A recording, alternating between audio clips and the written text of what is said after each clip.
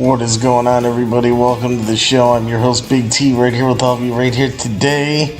This is your WWE Monday Night Raw review and results show for today, Monday, March 25th, 2024. And The Rock makes Cody Rhodes bleed after a vicious attack.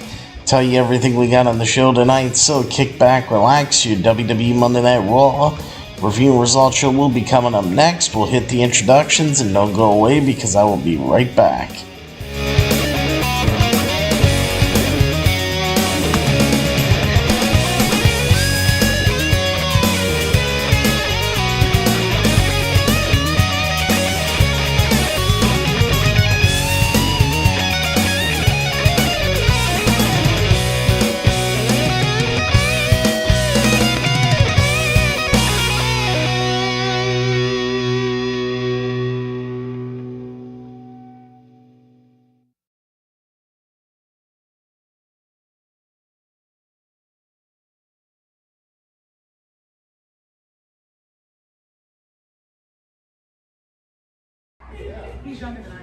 This is the NWA World's Heavyweight Champion, the Overman, Exodus Pro founder, EC3. I'm here with Big T, and you're watching Beyond the Ring with Big T.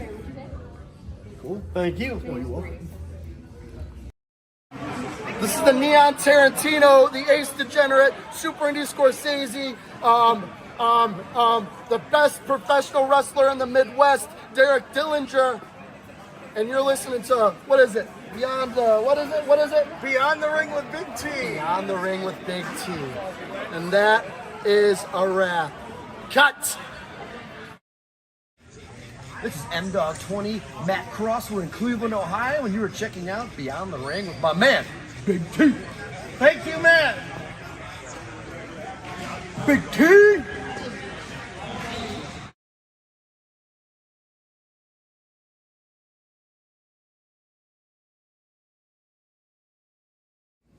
Hello, this is EC3 of TNA Wrestling, and you are so very fortunate because you are watching Beyond the Ring with Big T. This is the bad boy Joey Janela, and you're watching Beyond the Ring with Big T.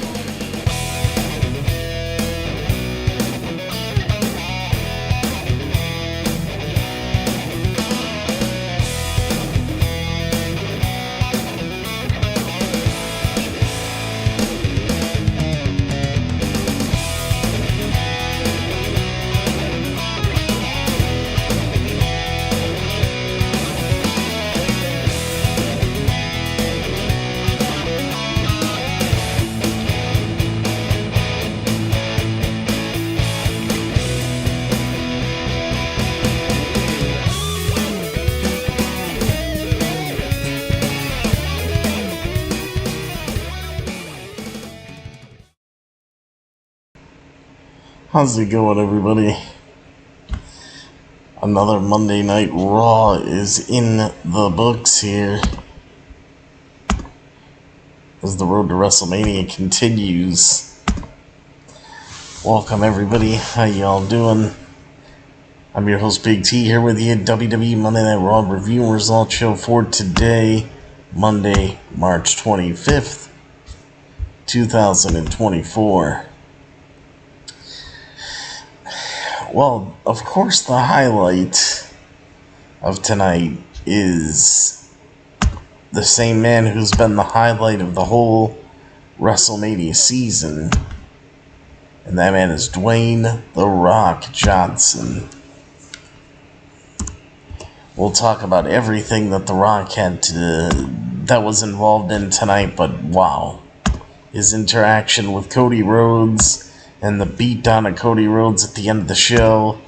The Rock has been just doing a fantastic job, really hitting it on all angles. I can't wait to see him in the ring again, because I'll tell you what, if this is how The Rock performs on the microphone and in the ring and everything else, how is The Rock gonna perform in the ring? I think he'll electrify like nobody else can, because that's just who The Rock is.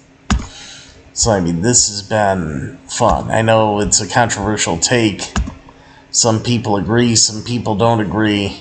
Some people feel like The Rock is actually taking away from the build. I don't. The Rock is adding a lot to this whole entire build of WrestleMania. You can't, a talent like The Rock just doesn't exist. Just doesn't exist anymore. So when you have talent like The Rock, when they could come around and when they could be part of your show, and you could have him on your show, you better enjoy it, and enjoy it while you have him, because when he's gone, you guys are definitely going to miss him. I know I will. Because there's nobody, and I mean nobody, like The Rock. Alright, folks. Because, I mean, you guys know me. I've always been a Rock fan. Always loved The Rock. I mean, who doesn't? The Rock is The Rock. Alright, guys. So, let's see. Who do we have? What's up? Micah, King Cobra, Poppy Carl. What's up?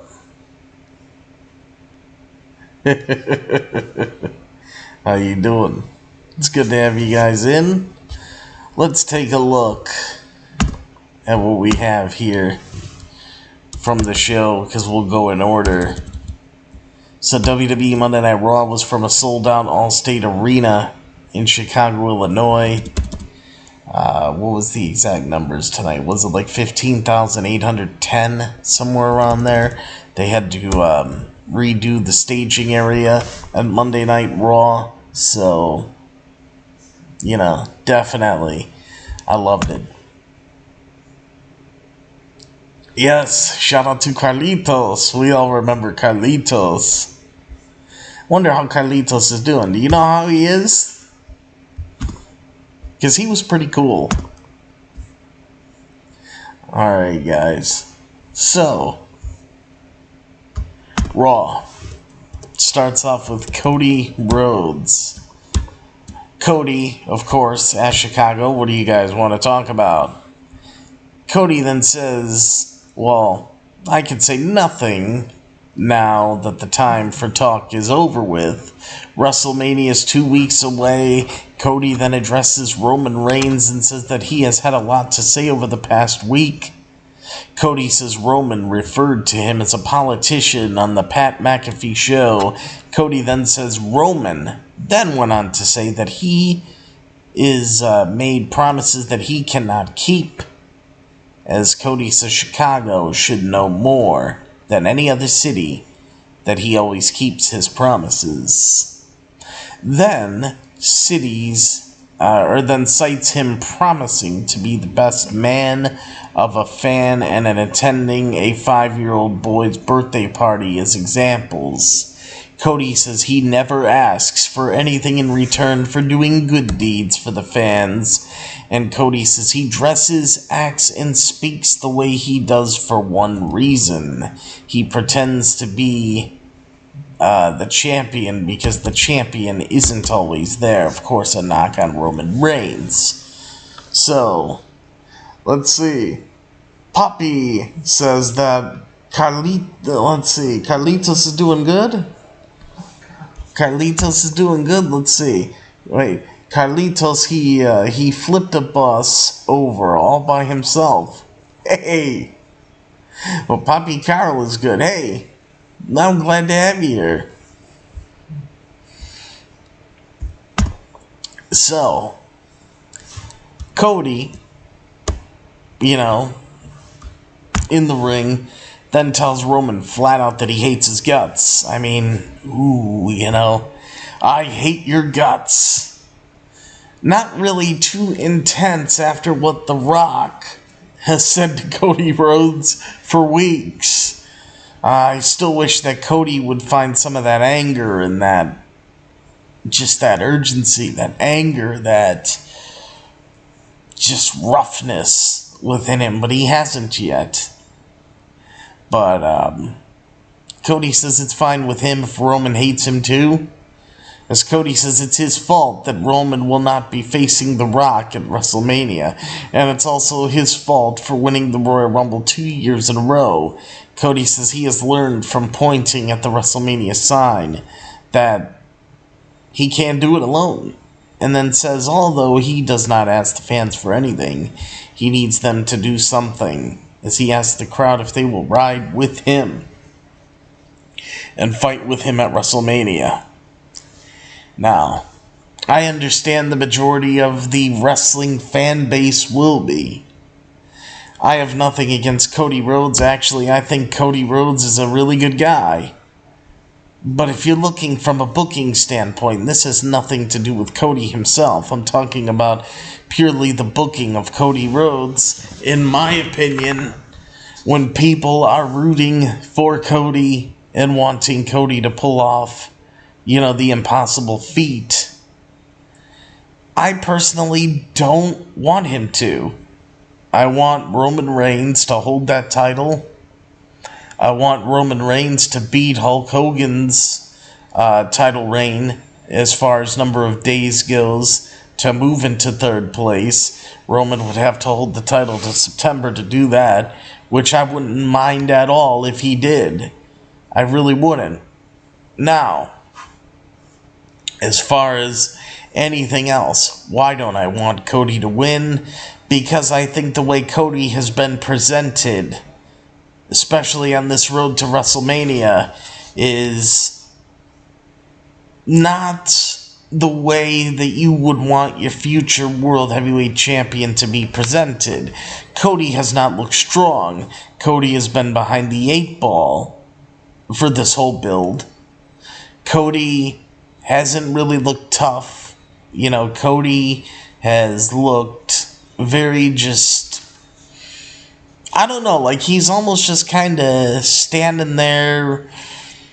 Like on SmackDown, for example, he was standing in the ring with Roman Reigns, a person that he's supposed to hate and have all this hatred for, but then he says, Roman, let me get a handshake, or whatever it was, when he wanted to shake hands with Roman Reigns.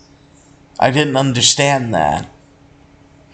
I don't understand why Cody, The Rock taking all these jabs at Cody. Yes, Cody did get some shots in last week, but what about all the weeks prior?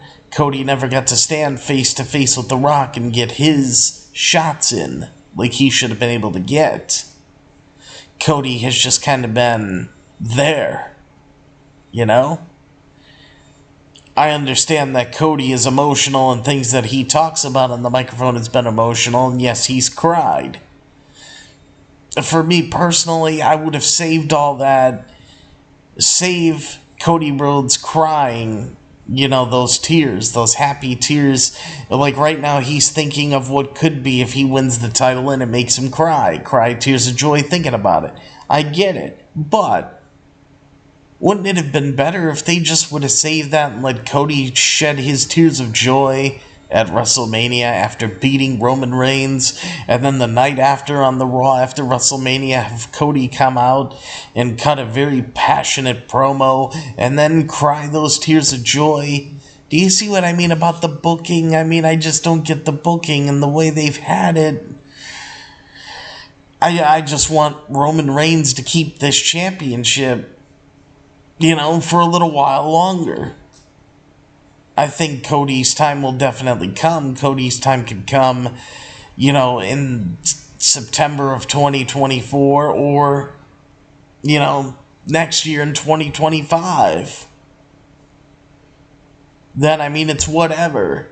But, I mean, right now, especially the way they've booked everything, I don't know. And, the way Cody is starting to look like John Cena 2.0 in the fact of when John Cena was pushed and pushed and pushed and pushed to where you knew he was going to win, or things started becoming predictable.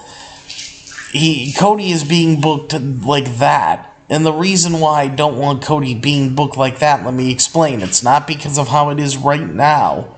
Do you guys remember when John Cena was booked like that? It was fine. Cena was fine in the beginning. Cena was fine when he won his first title, when he was being booked like that. It was all fine. But then after, a year, 2 years of that same booking, people turned on John Cena. People started booing John Cena. People wanted nothing to do with John Cena. John Cena had go-away heat. The reason why I'm saying this is because it hasn't happened yet. And what I'm saying is I never want it to happen to Cody. I do not want that road for Cody Rhodes. I don't want Cody Rhodes to get turned on by the fans. Because I know how these people in the crowds can be, that if a person is booked the same way over and over and over again, they just eventually turn, even if that said professional wrestler is their favorite one in the world, they will still turn on that person given the way they are booked. And I do not want that to happen to Cody. So, I mean, we'll see what happens, but I just want everybody to stay behind Cody, and I hope Cody's booked a little bit differently. And he could be a babyface, that's fine, but I'd like a little edgier side to Cody Rhodes. Maybe a little more aggressive side to Cody Rhodes. That's just me. Let me know what you guys think. Let's see.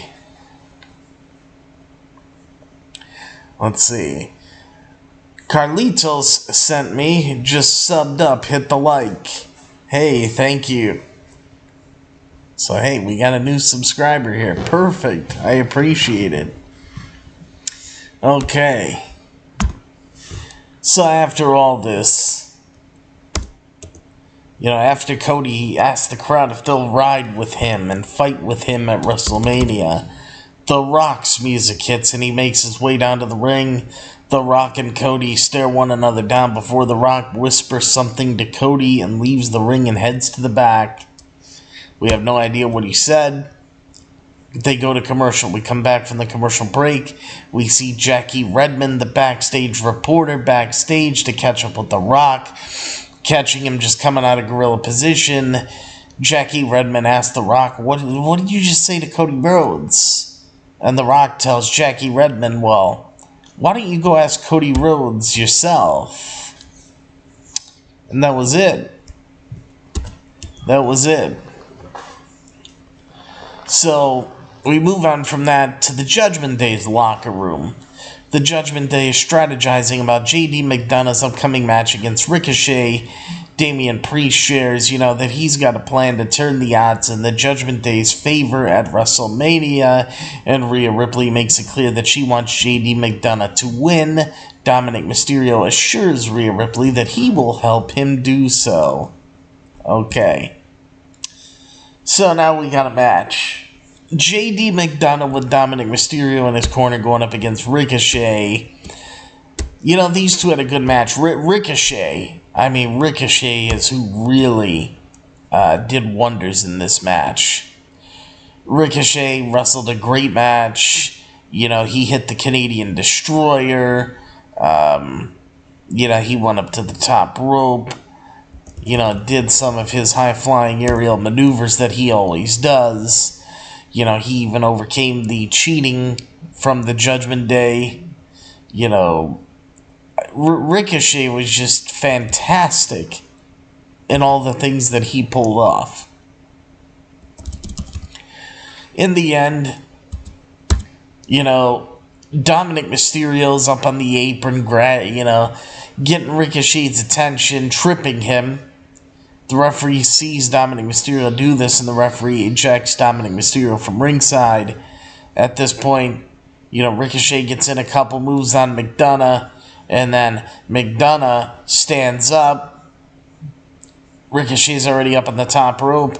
Ricochet hits a shooting star press on McDonough while he's standing up, but it takes McDonough down. And then right into the pin for the 1, 2, 3, and the pin and the win. And Ricochet gets the win over JD McDonough in a decent match. You know, not too bad. Not too bad of a match. It was pretty good. Ricochet, though. Love his moveset. Love what he pulled off here. And honestly, WWE needs to start looking at Ricochet as a world title contender. He's already been a United States champion, an Intercontinental champion, maybe even a tag team champion. I can't remember 100%, but the point is he's already won of the championships. Ricochet needs a world championship. And honestly, your pickings of main event talent are slim on Raw. I mean, look at how slim the pickings are. In the Elimination Chamber for the World Heavyweight Championship, you had 3 Raw guys and 3 SmackDown guys in there. Why? Because there's not enough contenders on Raw to even fill out a 6-man Elimination Chamber match, so they had to pull talent from, you know, from SmackDown. Which, I mean, if you ask me, that shows you that Raw's main event scene is not very promising. What do you do to fix that? You move guys on Raw into the main event spots. Ricochet, I think, would be a perfect talent to go into a main event spot. Can you imagine, like, well, now it would be different, but, you know, I was thinking Ricochet and Seth Rollins. They would have a great match. But what about Ricochet and Drew McIntyre if Drew McIntyre becomes the champion? Ricochet, the underdog babyface, against the evil, dastardly heel of Drew McIntyre. I mean, Ricochet, I think, would make a perfect new contender to start building him up that card and put him in the world title ranks. If somebody from WWE is listening to this, just know that you have a tremendous talent in Ricochet on your Raw roster. CM Punk comes down to the ring. That's the next segment we got in the show. We hear from CM Punk. Let's talk about what CM Punk had to say. Now, Punk says, you know, he has a lot to say and a lot of business to get to. But it feels good to be here in Chicago, you know, back home in Chicago. Punk says, everyone has been asking, will I be at WrestleMania? Well, I'll give you guys the short answer. Yes, I will be. Punk says he's still not medically cleared. And then Punk starts pondering all the possibilities of what he can do at WrestleMania. Punk says a lot of people need to talk about him. Then, Punk addresses Pat McAfee's interview with Roman Reigns. Punk then addresses Roman Reigns and says that, you know, he has a feeling that they will see each other down the road or down the line before. Punk brings up Seth freaking Rollins. And then Punk takes a few jabs at Seth. Punk then calls out The Rock, Dwayne The Rock Johnson, and says that his arms were too short to box with God. He's like, if The Rock remembers that 10 years ago. But here's the funny thing. CM Punk never beat The Rock. So I don't know why CM Punk is talking like he beat The Rock. If he's referencing, obviously he's referencing the promo of when he told The Rock that his arms will be too short to box with God. That was 10 years ago. But Punk was basically saying, by saying that, he was meaning that The Rock would never beat him for the WWE Championship. Sure enough, The Rock beat him for the WWE Championship. So why Punk brought that up, I really don't even know. Because The Rock actually proved that he could, quote-unquote, box with God when he beat the crap out of CM Punk 10 years ago and took his WWE Championship, main event in WrestleMania against John Cena for the second year in a row, and, it had a great match with him and lost the title there at WrestleMania 29. So I don't know what Punk, he was referring to, but if he remembers correctly, The Rock beat him 10 years ago for the championship. The Rock was one of the reasons why Punk left the WWE. And by the way, it was 11 years ago, not 10 years ago, 11 years ago. I apologize. But anyway, Punk calls out The Rock next and says, his arms are too short to box with God. Punk then calls out Drew McIntyre. As soon as Punk says the words Drew McIntyre, Drew's music hits and Drew makes his way down to the ring. Punk says, you know what? I may not be medically cleared, but I'm not looking to have a match. Drew says, hey, I would love to beat you right now, Punk. But Drew reminds Punk what happened the last time they were in the ring and tells him that he prayed for this. As he looks on the back of the shirt that he's wearing to point out the first thing on the checklist. On the back of his shirt, it read, injure CM Punk with a check mark right next to it. Drew then says Punk may be straight edge. But for somebody straight edge, who's drug-free and alcohol-free and smoke-free, that Punk sure spends a lot of time in rehab. Drew then says, you know what, I don't hate you, Punk, because you complete me. Drew says that Punk is his muse. Drew invites Punk to have a front row seat during his World Heavyweight Championship match against Seth freaking Rollins at WrestleMania. And Drew then calls himself the Chosen One. Punk questions who anointed Drew McIntyre the Chosen One. And Drew ups the ante as Drew invites, Drew invites Punk to be a guest commentator during his WrestleMania match. So, before this can go any further, Seth freaking Rollins music hits. He makes his way down to the ring, and Seth welcomes the fans to Monday Night Rollins. Seth says now that it's established whose show it is, and has been and will be. Seth then says if Punk and Drew had one brain cell between them, they would know that they do not get to make the decisions about the World Heavyweight Championship match if they are not in it.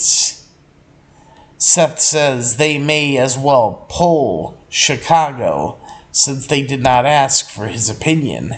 And he asked them if they want Punk to be a guest commentator of WrestleMania. Chicago cheers before Seth tells Punk that he doesn't think anything of him.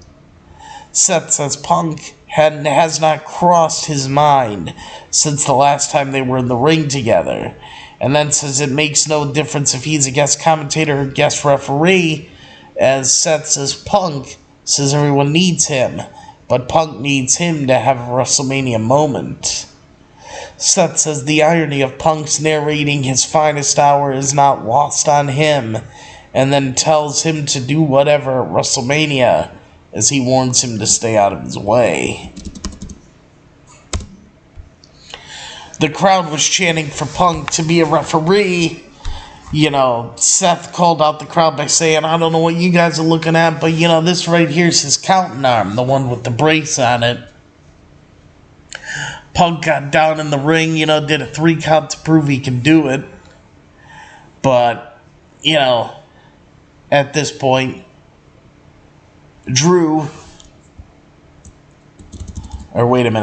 Punk officially declares himself as a guest commentator at WrestleMania and says he will do something that neither Drew McIntyre or Seth Rollins can do, make them interesting.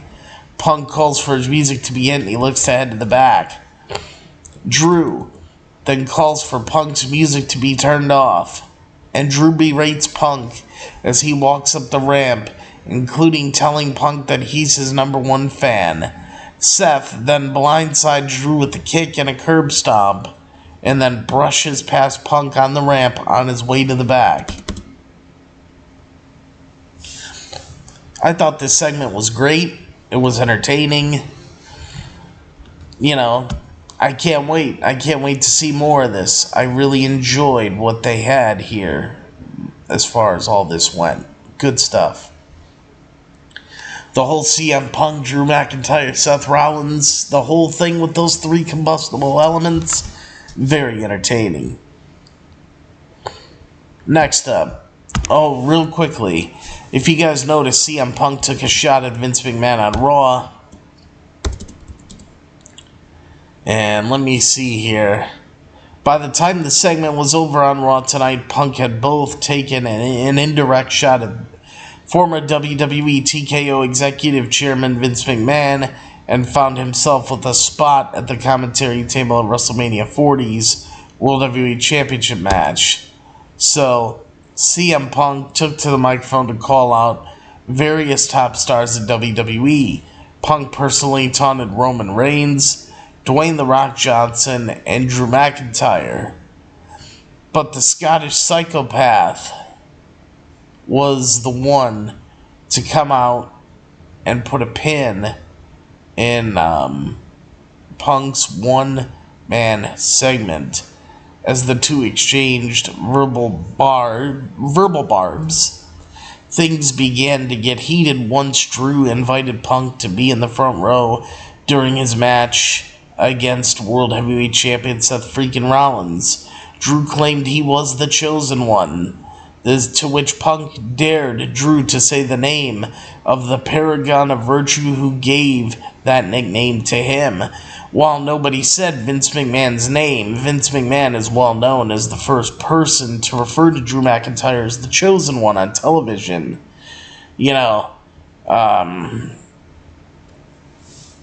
Interestingly enough, we know why Vince McMahon was removed, from power because of all of the allegations of, sex trafficking and sexual abuse and everything else.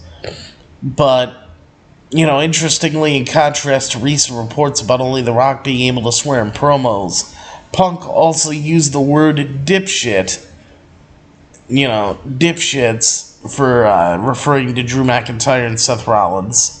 And, for which Drew McIntyre, who was sitting behind the commentary table at this time, admonished Punk with the words, PG, brother. Basically telling CM Punk that it's PG, brother. And then Punk also made a suggestive joke about his wife, former WWE star AJ Lee, when Punk said, "Hey, my mouth works." And then he smiled and he's like, "You could ask my wife April that question at home." And then he laughed. And I think you know what he's referring to when using that kind of language. But anyway, at this point, that's what happened with CM Punk. I thought the whole segment was very, very good. The whole point here is that the Chicago crowd seemed to vastly prefer the idea of Punk as a special guest referee. Punk made it clear that he will join the commentary team, so I don't know exactly why that happened. But, we'll see what happens what happens going forward. But yeah, I don't get it. But yeah, shortly after Punk took his leave, Seth flattened the enraged Drew McIntyre with a super kick followed by a stomp. So that just amps everything up for WrestleMania going forward. And let's take a look here. What we got next on the show. Alright, so after this, we go to commercial, we come back from the commercial break. By the way, too, when, after Seth hit his moves on Drew, Seth walked by Punk and brushed past him, literally brushed past him on the ramp on his way to the back. And, had the commercial break. Up next, we came back to Candice LeRae with Indy Hartwell in her corner, going one-on-one against Ivy Nile with Maxine Dupree in her corner. This match was very filler and just a waste of time. At the end of the match here, Maxine Dupree hopped up on the ring. Candice LeRae clocked her. Candice LeRae feigned an injury in the corner and rolled up Ivy Nile with her feet on the ropes. As an unimpressed Indy Hartwell watches on, so your winner's Candice LeRae, but it's starting to look like maybe even Candice LeRae's friend Indy Hartwell is not going to have this new attitude of Candice's here. So we'll see how this goes going forward, but Candice LeRae's your winner. Another commercial break is taken, then DIY make their way to the ring as Awesome Truth joins commentary. New Day's already waiting in the ring. At the end of this match, it was a decent match with the New Day and DIY. In the end, Gargano levels the New Day with a double tope suicida. Gargano and Ciampa both do. Judgment Day runs down to the ring and starts beating everyone down, causing the double disqualification. So this match got thrown out. Double disqualification due to outside interference. Now, after the match, Judgment Day, they're beating everyone down. The Miz gets in the ring. Damian Priest leveled him with the South of Heaven choke slam. And they then drag R-Truth in the ring. He was on commentary, but they went down and got him and dragged him in the ring. And Damian Priest delivered the Razor's Edge to R-Truth. Balor followed it up with the coup de grace on R-Truth. And that was pretty much it. So, it looks like they're setting up. It looks like they really are going to set up Awesome Truth to get the tag titles here in this match somehow, some way. Because obviously R-Truth's going to have to be the one to get the titles, to get the win, so his story is complete. We go backstage to Jackie Redmond, who's with Cody Rhodes. Jackie Redmond asked Cody Rhodes what The Rock said to him earlier tonight, since The Rock specifically told her to ask Cody what he said. Cody says that he would rather not say what The Rock said to him. He said, the only thing I could say, he's like, but it's a promise that The Rock cannot keep. So who knows what The Rock told Cody Rhodes. But they weren't really giving anything into it, and everybody was like, well, what did he say? We want to know what The Rock said. And they're really not doing anything to let you know what The Rock said. So we'll just have to see going forward within, the next few days before SmackDown, or within the next week before we get to WrestleMania. Will it be revealed, or will this be something that will be kept secretive? I don't know. I really don't know. Next up, Gunther had a chat with Kathy Kelly about Sami Zayn. Sami Zayn was then in the back, Chad Gable ran into him and basically told Sami to pull his head out of his ass, get himself, ready for WrestleMania if he wants to be Gunther. So Chad Gable is getting on Sami Zayn's side here.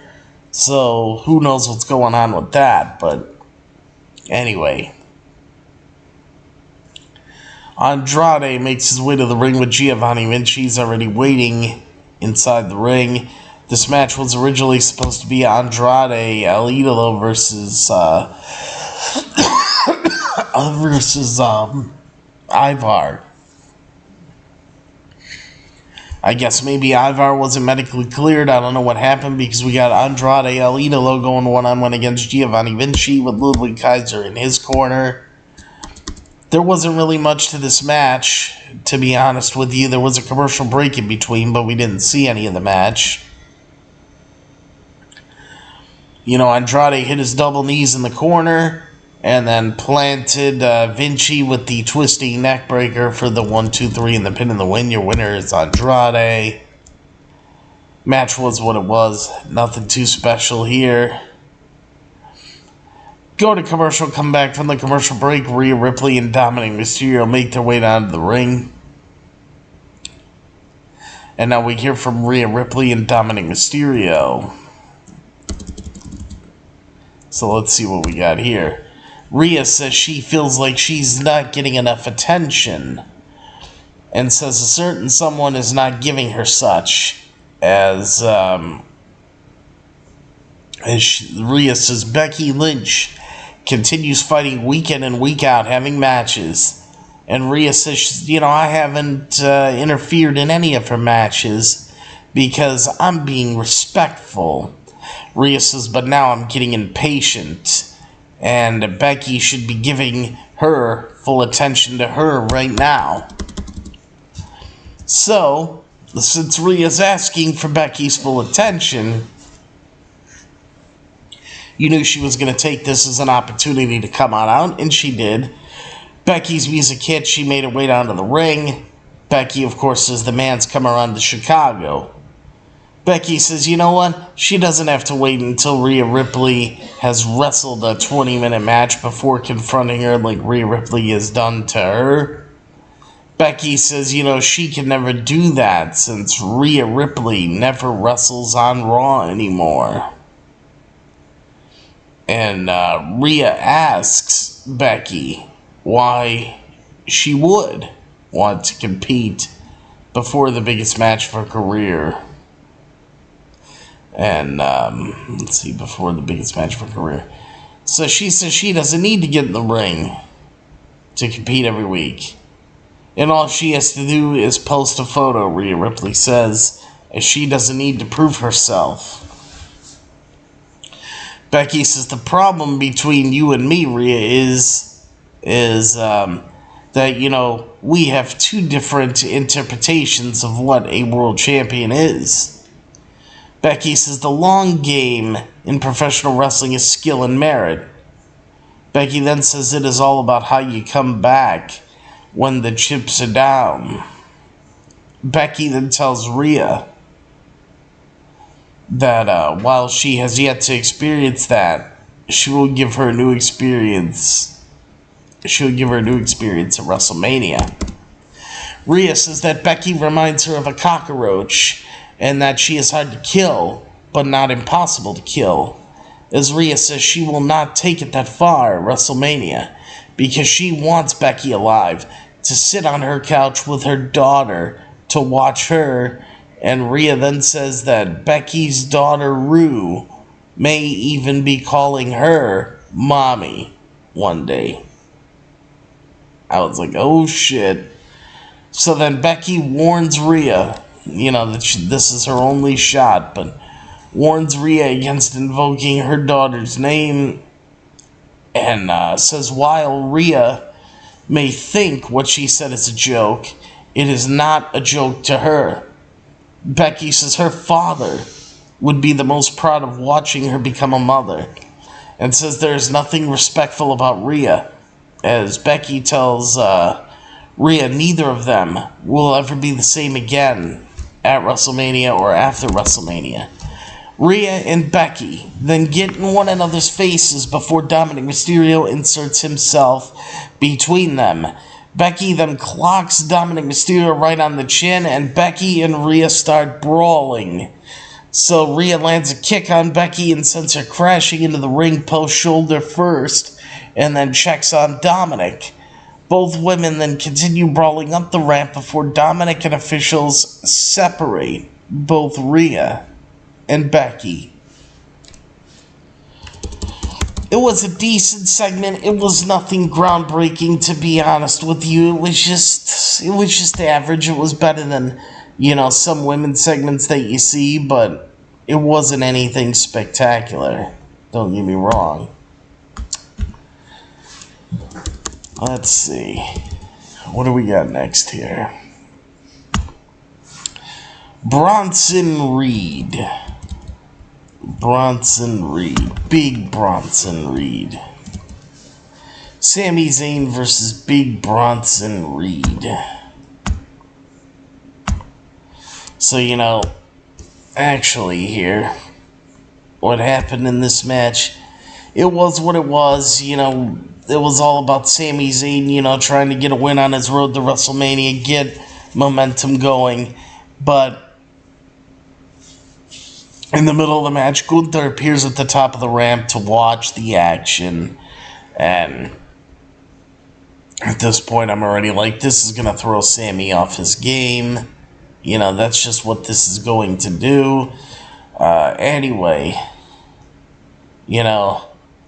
Sami looks to land a haluva kick on Bronson Reed, but Sami becomes distracted by Gunther. And then Sami charges at Reed, but Reed catches Sami with a clothesline and a senton. And then he ascends to the top and connects with the tsunami for the 1, 2, 3 and the pin and the win. Your winner is Big Bronson Reed. Big Bronson Reed, your winner here of the match on Monday Night Raw. Getting the win over Sami Zayn. And let me tell you something. Normally, I would say this is alright, I wouldn't be against it, but honestly, when you're 2 weeks away from WrestleMania, you're trying to give Sami Zayn momentum to be a credible threat to Gunther and all this, but then you do Gunther absolutely no favors whatsoever, or Sami Zayn no favors to become a threat to Gunther by letting Big Bronson Reed beat Sami Zayn. I don't know, it just doesn't make sense to me. It's just like how one Samoan Spike from Solo Sikoa weeks ago and Drew McIntyre hitting one Claymore kick was able to pin Cody Rhodes. But then you're telling me at WrestleMania 40, Cody Rhodes is going to kick out of all the bloodline shenanigans. And Cody Rhodes is going to kick out of God knows how many spears, to overcome Roman Reigns, but he couldn't overcome Drew McIntyre, who's nowhere near what Roman Reigns is.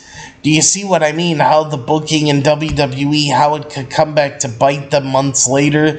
That's why they always need to think very carefully. How do you book this show and that show? Because any fans that saw what I just spoke of and what I'm talking about previously, you cannot. Just think about it. You can't do something like that. You can't. I don't get it. They do such confusing things, like Cody losing to Drew on Raw, and then he's going to beat Roman Reigns. I don't get it. You can't book like that and just free and easy and expect people to forget. And I know I'm one that don't forget. I just don't. But that's my opinion there. Anyway, the end of this match, becomes distracted by Gunther. Sami charges at Reed. Reed catches the clothesline and senton. He ascends to the top and connects with the tsunami for the 1, 2, 3 and pin in the win. Big Bronson Reed wins. And then we head backstage. We see Jimmy Uso and Solo Sikoa confront Jey Uso. And then we go back to the backstage area. We see a frustrated Sami Zayn vent to Chad Gable about letting Gunther get in his head. Chad Gable tells Sami Zayn that Gunther plants seeds of doubt and says that Sami Zayn's one of the best that he has ever been in the ring with, as he says he cannot let Gunther get in his head. And Gable then says Sami needs a different approach, And he says they can talk if he wants to take a different approach. So it looks like Chad Gable is trying to take Sami Zayn under his wing, so to speak. But anyway, we see Jey Uso and Seth freaking Rollins in gorilla position. Seth tells Jey that something doesn't feel right, and then tells him that he and Cody Rhodes have his back and wishes him luck in his upcoming match. Jey then makes his way down to the ring and Shinsuke Nakamura follows. So now we have the main event of the evening for WWE Monday Night Raw tonight. Shinsuke Nakamura one-on-one with Jey Uso. Seth Rollins was right. Something turned out, to not be right. Because, Nakamura, was in control, delivering a knee to the back of Jey Uso's neck. Uso, I think, kicked out of it, was going to get up and, do his next move. Well, Jimmy Uso and Solo Sikoa emerged from the crowd. So the bloodline was there, just minus Roman Reigns and Paul Heyman. Well, actually, Paul Heyman was in the backstage area, if you noticed. At one point in the show, when there was a backstage segment, I forgot which one it was with and who we were seeing at that time. But during a backstage segment, Paul Heyman was in the back talking with Drew McIntyre, of all people. And why would Drew McIntyre even listen to anything that Paul Heyman or anybody from the bloodline has to say, since they were the ones that basically made Drew have this downward spiral that he's having now? And Drew's in this quote-unquote miserable place that he's in right now, all because of the bloodline's antics. Do you see what I mean? Do you guys see what I'm trying to say? But I mean, that's where I'm getting to. But Drew's a heel now, so you could kind of play that off differently. But now, at this point, Cody Rhodes and Seth Rollins run down to even the score, but Drew McIntyre appears to send Seth crashing into the ring post, and Drew connects the Future Shock DDT on Seth on the floor. As the camera goes back in the ring, Nakamura is locking in a sleeper on Jey, and then he looks to plant him, but Jey avoids it, and then Jey follows it up with a super kick and a spear to Nakamura for the 1-2-3 and the pin in the win. Your winner is Jey Uso. Now, so, you gotta think here that Seth Rollins was totally right that something don't feel right. The bloodline was there. But then, this is something that really wasn't right. Once I read to you the rest of this, and then I'll give you my theory on, could Seth Rollins be involved in something here, or am I just thinking, a little too far ahead? But I have something to throw out there. But let's get into this first, which is the end of the show. And we head backstage to see Cody Rhodes continuing to brawl with Jimmy Uso. Cody sends Jimmy out of the arena, but Solo goes after him. Cody begins... Cody begins beating Solo down. The Rock then blindsides Cody from behind and sends his head into the trash can and throws a trash can at him. Rock then sends the trash can bouncing off of Cody before he sends Cody crashing into a road case. The Rock dumps out a box of tools on Cody and then sends Cody crashing into a barricade and sends a second trash can bouncing off of him. The Rock sends Cody out of the arena and follows him outside as The Rock berates the Chicago crowd talking trash and berates Cody talking trash The Rock brawls with Cody between production trucks in the pouring rain, mind you, because it was a cold, rainy night in Chicago. The Rock then tells Chicago fans at home and Cody's mom to look at what he's done to their hero. As The Rock begins targeting Cody's leg and then sends Cody crashing into a production truck. The Rock continues to run his mouth as Cody begins bleeding. And The Rock sends Cody's head bouncing off a production truck. The Rock slaps Cody and then shows off his weight belt, inscribed with Mama Rhodes and a Brahma Bull right in the middle. You got the word Mama, then the Brahma Bull head, and then the word Rhodes. Mama Rhodes, the Brahma Bull head. The Rock says, you know what, I'm a man of my word. The Rock wipes some of Cody's blood off of his head, and The Rock takes it and wipes Cody's blood onto his Mama Rhodes weight belt. And The Rock then sends Cody crashing into a production truck once again, roll right into his tour bus once again.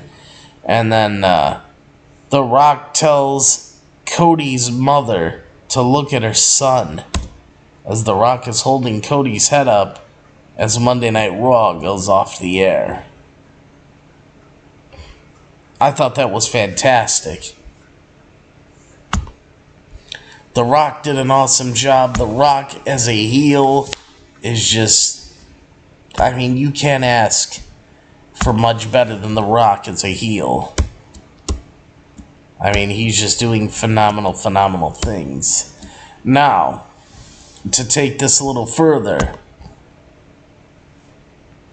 The Rock demolishes Cody Rhodes and rain-soaked, blood-drenched beatdown on WWE Monday Night Raw.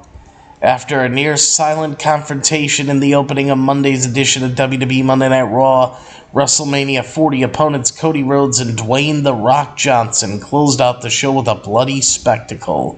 The final moments of the show saw Cody's clothes soaked with rain and his face soaked with blood, while The Rock made progress on his promise to deliver Cody's mother a weightlifting belt baptized in her son's blood. The chaos began to unravel during the show's main event when Jey Uso took on Shinsuke Nakamura late in the match. Jimmy Uso and Solo Sikoa appeared,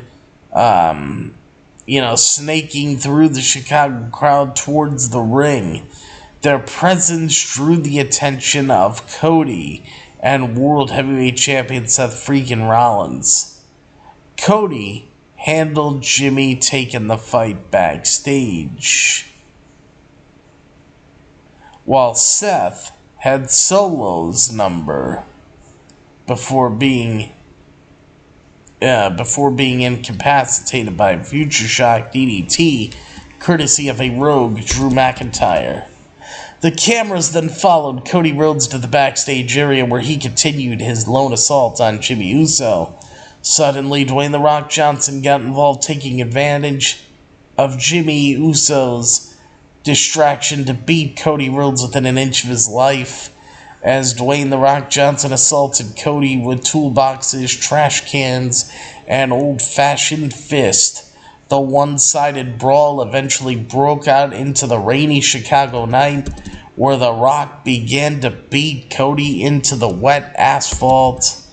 Metal reverberated as Johnson tossed Cody into his own sponsored tour bus several times, as The Rock taunted the Cody crybabies throughout the entire beatdown, openly pondering whether the beaten and bruised Cody was their hero.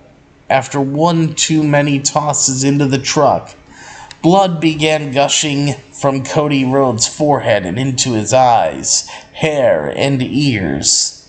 The Rock took advantage of Cody's bloodied state to retrieve a weightlifting belt with Mama Rhodes imprinted onto it, as The Rock then sadistically took the blood from Cody's face and wiped it onto the weightlifting belt. And that's how that all ended. And there's one more thing here regarding this whole Rock situation.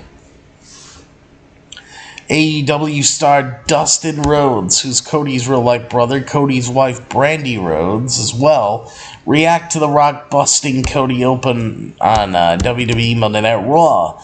This past week's WWE Monday Night Raw concluded in a brutal fashion as The Rock inflicted pain on Cody Rhodes, leaving him in a bloody mess in response to his actions on Monday night.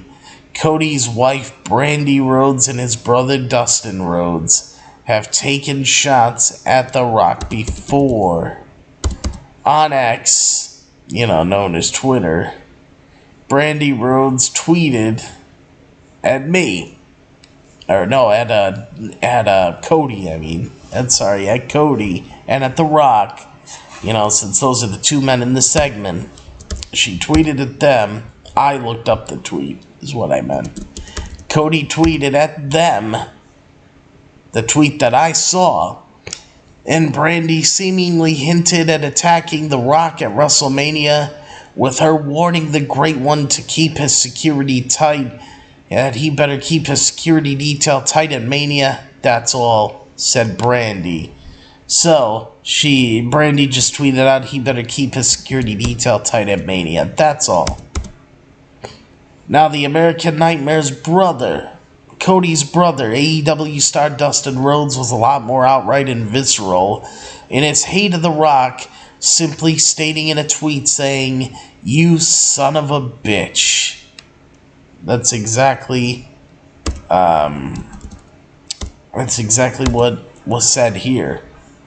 Now, Brandi Rhodes has supported her husband Cody on social media during this feud with The Rock, mocking The Rock when Cody slapped him. Now, while Cody and Jimmy Uso were brawling backstage at the end of the show, The Rock appeared out of nowhere and attacked Cody, and The Rock used all sort of weapons in his brutal attack on Cody and threw him multiple times into his own tour bus. The Rock, in a previous promo, had sent a message to Cody's mother warning her that he would put her son's blood on his own belt and present it to her, and he dipped into that in the closing moments of Raw as he wiped Cody's blood onto his weight belt. The Rock will return to the ring on night 1 of WrestleMania 40 as he will team with Roman Reigns to face Cody Rhodes and Seth Rollins in a tag team match. So there you go, guys.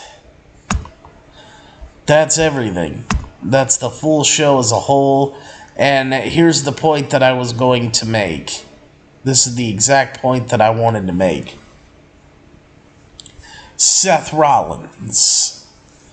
Don't you guys find it kind of funny that Seth Rollins was out there and he's like, something don't feel right. Something don't feel right. And he was telling this to Jey Uso. Something don't feel right. Okay, well, it's almost making me wonder. This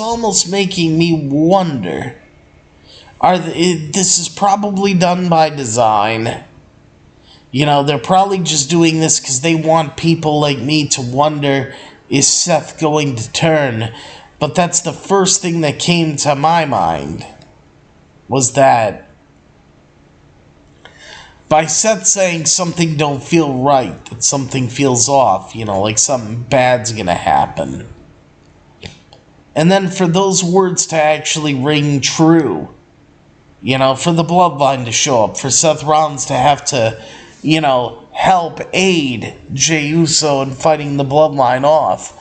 Then for Cody, who's his tag team partner at WrestleMania, to be viciously assaulted to where it's going to leave people wondering 12 days off from WrestleMania, will Cody even be 100% by the time we get to Philadelphia? You see what I mean?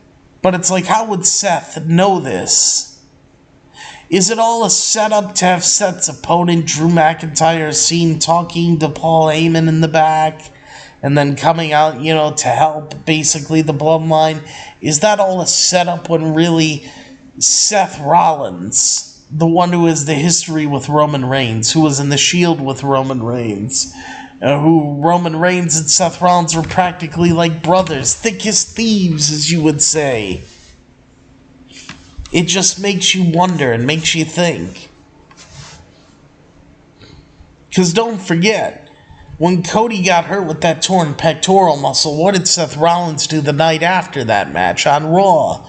He came out, he beat the crap out of Cody from behind with a sledgehammer, and attacked him, and, sent Cody out for the whole year prior, and Seth bragged about it for a while, then all of a sudden he turned from heel to babyface. The whole thing is, how do we know that Seth really isn't the one that's plotting to turn on Cody Rhodes? How do you know that Seth can be trusted after he was this rival of Cody for so long? And it seemed like he knew that the Bloodline had a plan, and he basically said it, that something don't feel right, and then it actually happened. The worst possible scenario happened because Cody got the worst of the damage. It's almost like Seth knew this plot was happening. He said, banded the baby faces together, to fight out of sight, out of mind, so nobody would be around to help Cody, and Cody would be by himself, get it, to get attacked by The Rock. It's almost like Seth pulled everybody else away. So is Seth the guy? Is Seth the one that is setting up Cody here? Could Seth Rollins be the one to turn on Cody Rhodes? I would say, yeah, it's a very unlikely scenario. I know, I understand that it's very unlikely. But I'm just asking, is it possible? Do you guys think it's possible? Or do you think that's something that's way too outrageous to happen? I don't know, guys. I mean, the reason why I'm thinking it won't happen is because Seth has to fight Drew McIntyre, who's a heel, so you're not going to have heel versus heel going into their world title match. You're just not going to do that. That's just my honest opinion. But it's a theory to throw out there into the wind, And is there going to be new members of the Bloodline? We heard that Tama Tonga signed with WWE, what was it, about a month ago? Well, he's one of Roman Reigns' cousins. Is there going to be new members of the Bloodline that'll come in at WrestleMania? Like I said, at this point, the way that Cody Rhodes has been booked, I am not in favor of Cody Rhodes winning the championship from Roman Reigns. I'm not. Let Roman Reigns pass Hulk Hogan's total title reign as far as days go. And then after Roman passes Hulk Hogan, then you can worry about when you take the title off of Roman. But now, you're this close, you're basically 170 days away from Roman finally breaking that title reign, to moving from 4th into 3rd place. Why would you give it up now? Because the whole thing is, the way Cody is being booked is so poorly, it's really making me think. And Cody's booked this badly as a babyface, and booked this badly going into WrestleMania, and being made to look this weak. How is WWE going to book Cody coming out of WrestleMania after defeating Roman Reigns and beating Roman Reigns? It just... I think his title run would be set up for disaster. And if they have him as the same kind of babyface character, like John Cena 2.0, the fans are going to turn on Cody just like they did on Cena, and then everybody's going to want Cody to lose the title, and then you would have taken the title off of Roman Reigns for what? For what at that point? I mean, I'm just asking the honest questions here. You guys tell me. So, I mean, I don't know. That's just my opinions. That's just my opinions. That's where I'm at. That's how I'm feeling. I kind of hope that there's something up somebody's sleeve to where Cody does get screwed over at WrestleMania so Roman can keep the title, but also because Cody got screwed over, he still owed another title shot because of the way he was done dirty. Let Cody chase, let Cody win Money in the Bank. I would even be for that. I think it would be pretty cool to have Cody, win Money in the Bank. That's just me. I mean, you guys tell me what you think. Cody winning Money in the Bank. I think it would be a decent thing to see.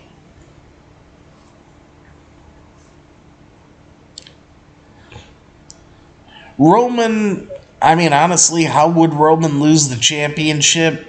I got a couple ways that you can do that. Either have Roman pass it off to a young up-and-comer that would really need it, because Cody is so over right now. Cody's a made man. You're not taking any thunder away from Cody Rhodes. I mean, he's made. So, somebody that's not made, like a Solo Sikoa, going babyface, he would be a good one to take down Roman, or a Braun Breaker, or somebody like that. But if you still want Cody to be the man to take Roman down, what if you just have, for example, say Madison Square Garden, I think, is having a show in September. Dusty won the Madison Square Garden Championship, or he won the World Heavyweight Championship in Madison Square Garden, to have it taken away from him. What if Cody would be the one to win the title in Madison Square Garden where it got taken from his father? See, that would make for a good story. And then Roman by that point would have passed Hulk Hogan. Cody takes the title in Madison Square Garden. Or you have Roman hold it to WrestleMania next year, which I would totally be in favor of, and have him face somebody that you could build up. Maybe even CM Punk. Even though CM Punk is made, can you imagine a Roman Reigns CM Punk match with Roman still being the champion and Paul Heyman still being the wise man and history being there and the promos being there? That would be an amazing story to tell that I would love to see that they haven't dipped their toes into yet.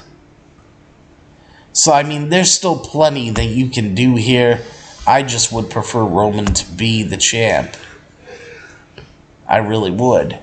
His reign is unlike anything we've ever seen, and probably unlike anything that we will ever see again in our lifetimes. So to see it end, honestly, it'll be kind of sad, because Cody, he's got plenty of time. Plenty of time. Well, you know what the thing is that Solo beat Cena, which was perfect for him. But yeah, now they've booked Solo to just be the guy to interfere on behalf of the Bloodline. They haven't given him matches. That's why he needs to start breaking away from the Bloodline a little bit, having his own singles matches, building up a resume, and you have plenty of time to do that. You have 1 year to build up Solo Sikoa, have Roman beat Cody again, have Solo build himself up from after WrestleMania all the way up to the Royal Rumble. Solo could go into the Royal Rumble as a dominating force, win the Royal Rumble, and then you get Roman and Solo that way. They can still build up Solo. That's not a dead issue. They can easily build up Solo. It's a matter of will they build up Solo or not. They certainly can. The question is, will they? But yeah, just stay on the lookout. Is Seth Rollins preparing to, betray Cody Rhodes or not? Is Seth going to be a detriment to Cody Rhodes? We'll see. You never know. Just something I like to throw out there, but we had a lot of good stuff tonight. I appreciate all you guys being here. And it was a really, really good show for WWE Monday Night Raw tonight. I mean, you know, honestly, the promo stuffs were better than the matches. The Rock stuff was amazing. But yeah, the promos were better than the matches. You know, when you had stuff like, you know, Jey Uso and Nakamura was pretty good. I mean, the women, you know, there was nothing good there. You know, Ricochet and JD McDonough was pretty damn good. DIY's match in the New Day ending in a disqualification, though, you know, was one thing. I don't know. I guess I'll give WWE Monday Night Raw for Monday, March 25th, 2024. It was not a perfect show. Like I said, there was a couple of hiccups. It wasn't a perfect show, but it was a good show. So I'm going to give this show a straight up 8 out of 10. I'll say it was good. It wasn't great, and it wasn't excellent, you know. Because great is like 9, 10 is perfect. 7 and 8, you're like, good. So I'll give this a good passing grade of an 8 out of 10. But there's still some other work they could have did to make this a better show. But we'll see what they do. Will Roman versus Rock ever happen? I hope so. I hope so. If Roman loses the championship this year at WrestleMania 40, that's what you got to do for WrestleMania 41. Turn Roman face. You have a Bloodline Civil War with new Bloodline members coming in. Certain members of the family side with The Rock. Certain members of the family side with Roman Reigns. Roman Reigns will be a babyface against a heel Rock. And then WrestleMania 41, you have them go at it. That's if Roman loses the championship. Then I would say you take that route. But yeah, there you go, guys. That's how I feel about everything here on Monday Night Raw tonight. And being in Chicago at the Allstate Arena, you know, that was some great stuff. You know, enjoyable, so I love that. But yeah, guys, hope you enjoyed the show. I sure did. It was a good show tonight. Not perfect, but a good show. And thank you for tuning on in. And it's going to do it for me right here, guys. So, right here on Beyond the Ring with Big T tonight. So, don't forget to leave your likes, comments, subscribe to the channel. Hashtag Justice for Pretty. Don't forget to donate to the show using PayPal. The PayPal link's pinned at the top of the YouTube Live comments and Facebook Live comments. The PayPal link's at the top of the description of this video and every single video that I do. And there's a PayPal button on my YouTube homepage. Any amount of money that you guys can donate to the channel using PayPal would be very much appreciated. So please donate right now. Thank you all very much for that. And yeah, everybody. So that's going to do it for me here on this episode of Beyond the Ring with Big T tonight. So I will see you guys next time. And yes, there will be a next time for me. Right here on Beyond the Ring with Big T, and that'll be for your AEW Dynamite review results show on Wednesday night, if I'm able to do it. And don't forget us, and we won't forget you. And of course, if you want the best, and yes, I do mean the absolute best for all of your professional wrestling needs, right here on the internet and right here on YouTube.com today. Always remember to think Beyond the Ring with Big T, and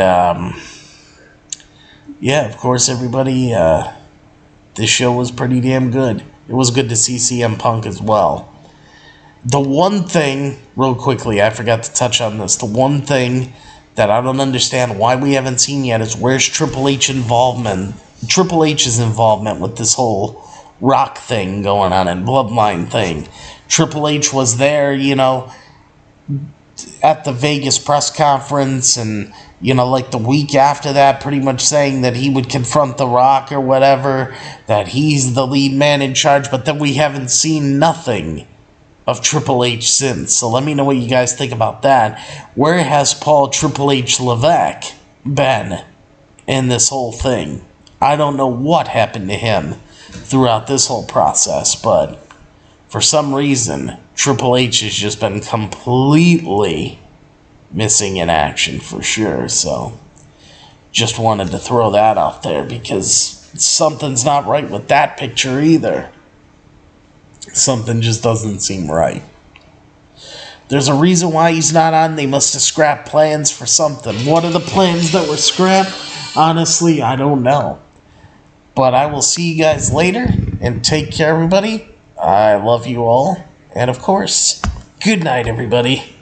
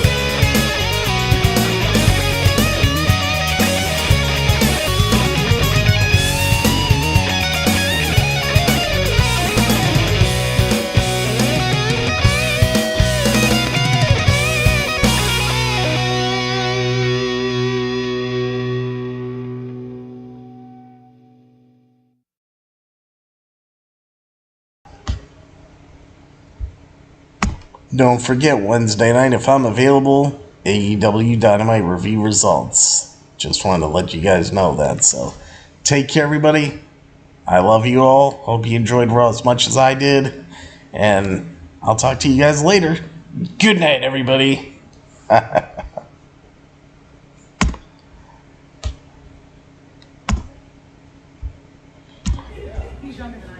This is the NWA World's Heavyweight Champion, the Overman, Exodus Pro founder, EC3. I'm here with Big T, and you're watching Beyond the Ring with Big T. Cool. Thank you. Oh, you're welcome. This is the Neon Tarantino, the Ace Degenerate, Super Indy Scorsese, the best professional wrestler in the Midwest, Derek Dillinger. And you're listening to, what is it? Beyond the, what is it? Beyond the Ring with Big T. Beyond the Ring with Big T. And that is a wrap. Cut! This is M-Dog 20, Matt Cross. We're in Cleveland, Ohio, and you were checking out Beyond the Ring with my man, Big T. Thank you, man. Big T.